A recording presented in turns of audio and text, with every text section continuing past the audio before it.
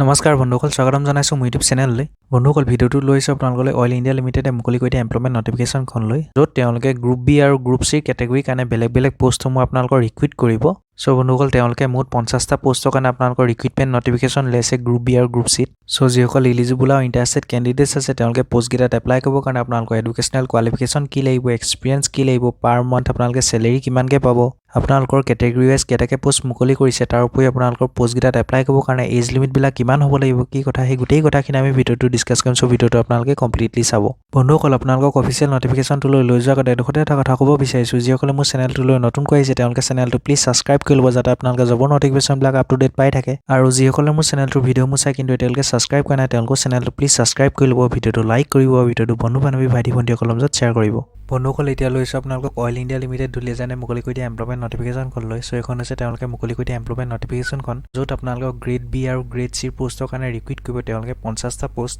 বন্ধুসকল এতিয়া চাওঁচোন তেওঁলোকে মুকলি কৰি দিয়া পোষ্টসমূহ কি হয় তাৰ কাৰণে আপোনালোকৰ এডুকেশ্যনেল কোৱালিফিকেশ্যনসমূহ কি লাগিব আপোনালোকে চেলেৰি কিমানকৈ পাব সো বন্ধুসকল আপোনালোকৰ ফাৰ্ষ্ট পোষ্টটো হৈছে মেনেজাৰ এটা পোষ্ট তেওঁলোকে ৰিক্ৰুইট কৰিব আনৰিজাৰ্ভ কেটেগৰীৰ কাৰণে তো ইয়াৰ কাৰণে আপোনালোকৰ গ্ৰেড পে হৈছে 80,000 to 2,20,000 পোষ্টটোৰ কাৰণে আপোনালোকৰ মেক্সিমাম এজ লিমিট হৈছে 32 ইয়াৰ্ছ ইয়াৰ কাৰণে আপোনালোকৰ এডুকেশ্যনেল কোৱালিফিকেশ্যন বিচাৰিছে bachelor degree in engineering in any discipline of minimum 4 years with minimum 65% marks with SFP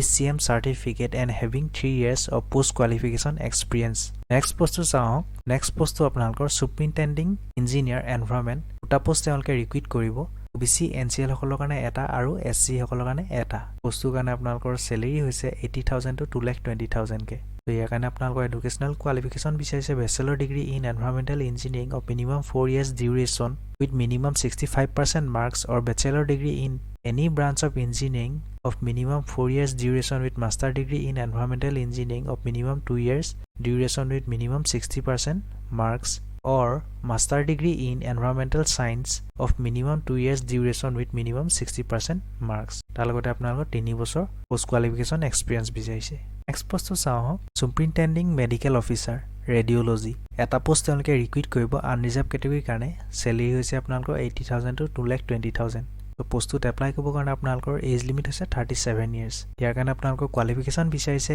MD radio' diagnosis from a reputed medical college by university recognized by Medical Council of India with working knowledge of computer, tomography and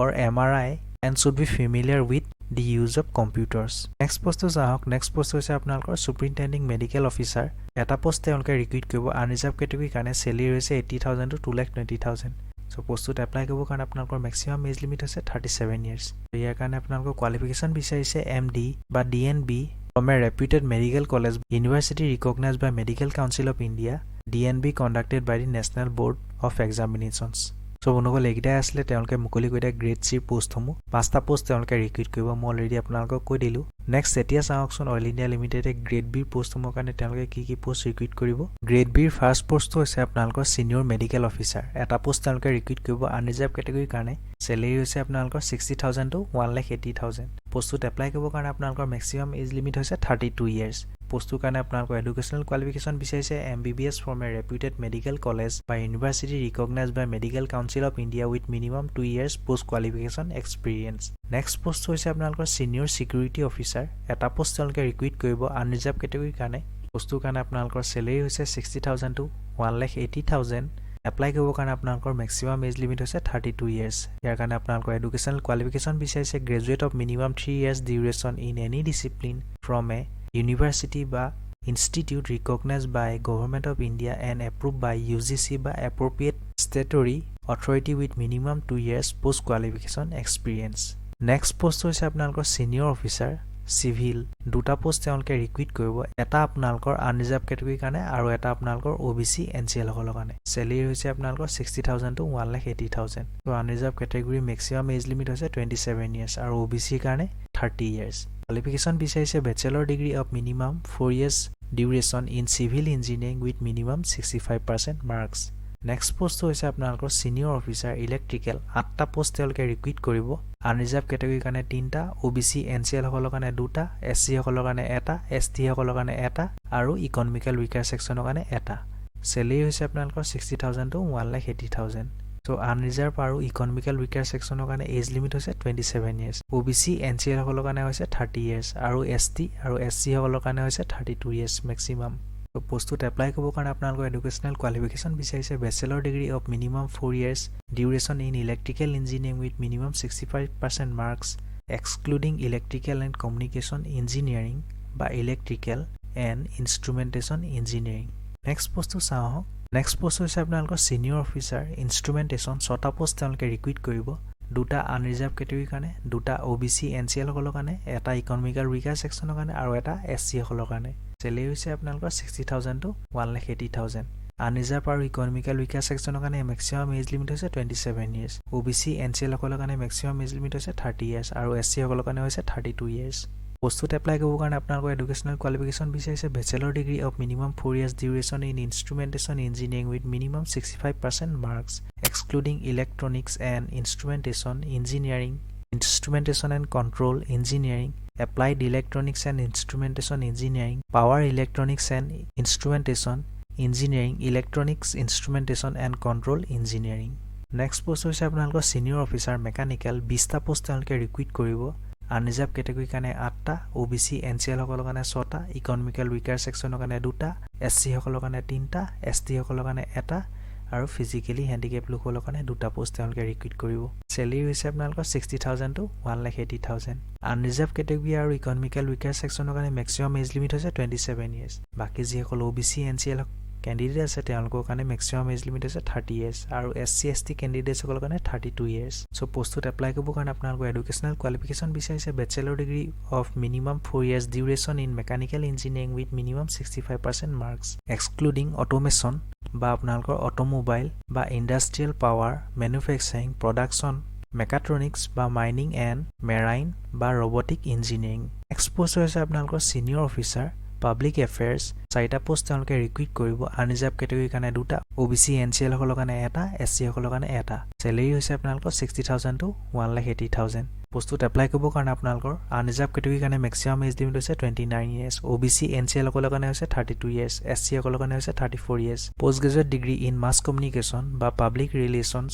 or social work বা rural management of minimum 2 years duration with minimum 60% marks next post চাওক next post হৈছে আপোনালোকৰ senior accounts officer বা senior internal auditor 5টা post তেওঁলোকে recruit কৰিব unreserved কেটেগৰীৰ কাৰণে 3টা OBC সকলৰ কাৰণে 1টা আৰু SC সকলৰ কাৰণে 1টা চেলেৰি হৈছে 60000 to 180000 পোষ্টত এপ্লাই কৰিব কাৰণে আপোনালোকৰ এজ লিমিট হৈছে আনৰিজাৰ্ভ কেটেগৰীৰ কাৰণে 29 ইয়াৰ্স OBC সকলৰ কাৰণে 32 ইয়াৰ্স SC সকলৰ কাৰণে 34 ইয়াৰ্স কোৱালিফিকেশন বিচাৰিছে এছ'চিয়েট মেম্বাৰ অফ ICAI বা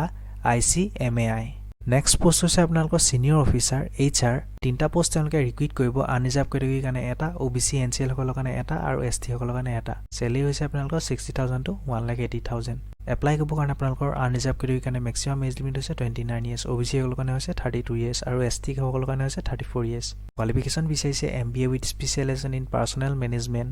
HR HRD বা HRM of minimum 2 years duration with minimum 60% marks or postgraduate degree in personnel management বা industrial relations labor welfare of minimum 2 years duration with minimum 60% marks or minimum 2 years full time postgraduate diploma in PM বা IR বা labor welfare with minimum 60% marks or PGDM বা আপোনালোকৰ MBA with specialization in HR from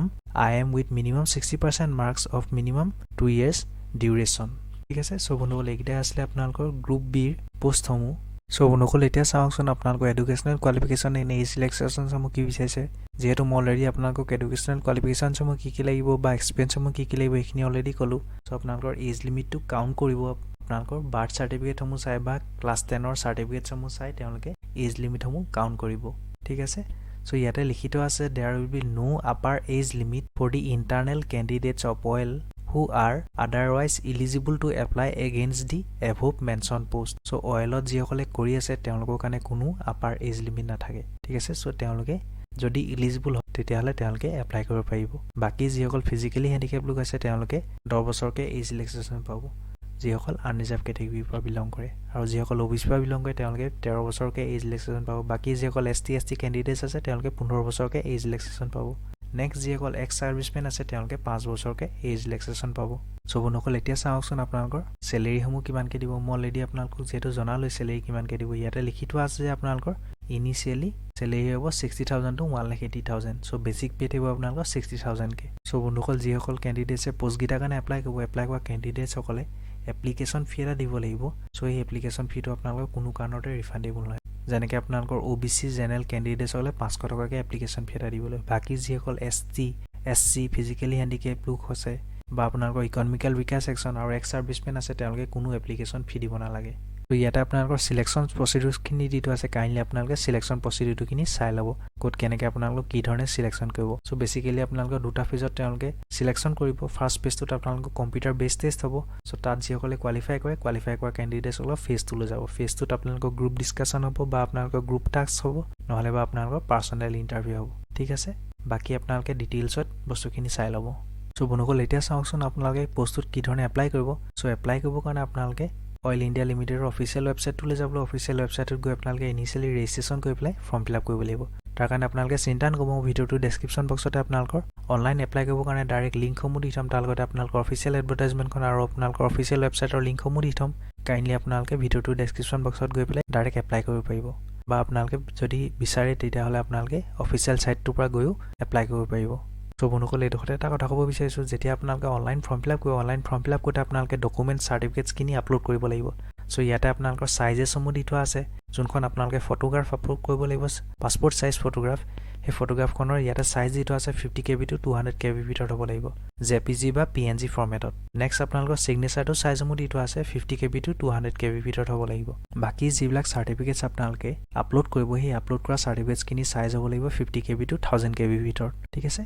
so বন্ধুসকল ইয়াতে আপোনালোকৰ important ডেটসমূহ দি থোৱা আছে so আপোনালোকৰ ফৰ্ম ফিল আপ আৰম্ভ হৈছে 21 ফেব্ৰুৱাৰী 2022 আৰু লাষ্ট ডেট হৈছে আপোনালোকৰ 15 মাৰ্চ 2022 সো 15 মাৰ্চৰ আগত কেণ্ডিডেটসকলে অনলাইন ফৰ্ম ফিল আপ কৰিব লাগিব ঠিক আছে সো বন্ধুসকল ভিডিঅ'টো এটা সামৰণি মাৰিছোঁ ভিডিঅ'টো কেনে পালে জনাব আপোনালোকে যদি ভিডিঅ'টো ভাল পাইছে তেতিয়াহ'লে লাইক কৰিব আৰু যদি চেনেললৈ নতুনকৈ আহিছে তেতিয়াহ'লে চেনেলটো প্লিজ ছাবস্ক্ৰাইব কৰিব ভিডিঅ'টো বন্ধু বান্ধৱী ভাইটি ভণ্টিসকলৰ মাজত শ্বেয়াৰ কৰিব ধন্যবাদ জয় অসম